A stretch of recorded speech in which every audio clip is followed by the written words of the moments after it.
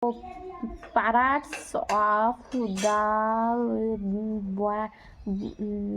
body আর এই যে এক একটা বই দেখো, এক একটা বই নিয়েছে 1000 করে, মানে 12টা বই নিয়েছে 12,000। সকাল সকাল মনে ছিল ভীষণ আনন্দ।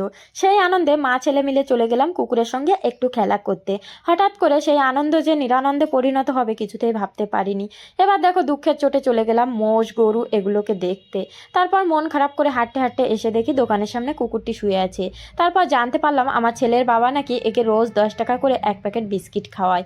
এ কিন্তু সেই আবদারেই হাত পা মেলে আমার দিকেও তাকিয়ে আছে, কিন্তু এ তো জানে না আমি কত বড় কঞ্জুস। আমি কাউকেই বিস্কিট দিই না, এমনকি আমার সন্তানকে তাই দিতে চাই না, আর তোমাকে দেব।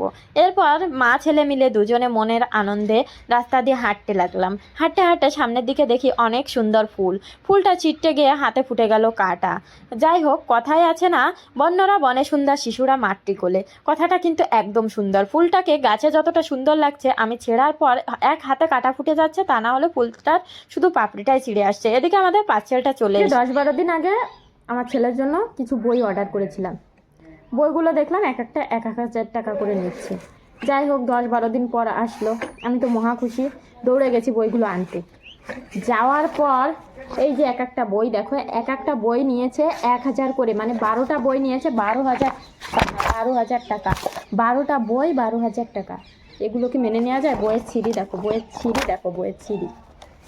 কি বই এগুলো? এগুলো কি কোনো বই হলো? এগুলো বই হলো? এক একটা বই কেমন বই? 12,000 টাকা নিয়েছে 12টা। যাই হোক, বড় লোক মানুষ, 12,000 টাকা গেলে কিছু হয় না, একটু মাথাটা গরম হয়ে গেছিলো। 12,000 টাকা গেছে, আবার চলে আসবে 24,000 টাকা একদিনে, কোনো ব্যাপার না। তো যাই হোক, তোমাদেরকে বইগুলোর নামগুলো আমি পড়ে শোনাই। হ্যাঁ, তো এখানে আছে দেখো ওই বইটা, VEICI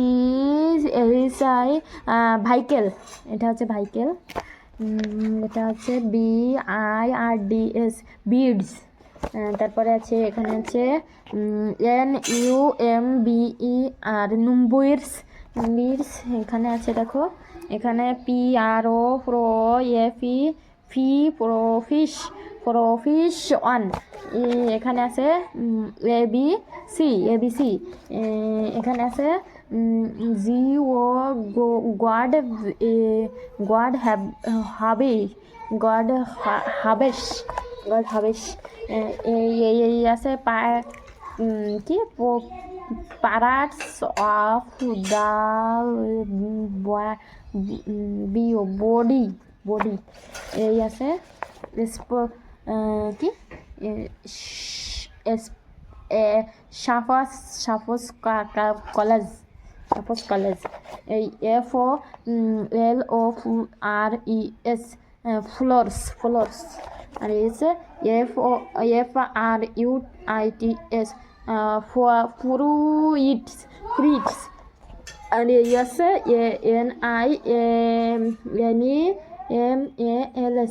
ANIMALS মাল। আচ্ছা, তো যাই হোক, বইগুলোর নামগুলো খুব ভালো করে পড়ে ফেললাম। আমি আবার অনেক শিক্ষিত, তো আমি যদি না পড়তে পারি তাহলে আর কে পড়বে বলো তো? কোটিপতি মানুষ, এদিকে শিক্ষিত মানুষ। তো যাই হোক, আমার পড়াটা কেমন হলো আর আমার বইগুলোর দাম কিরাম নেছে একটু কমেন্টে জানাই। টাটা।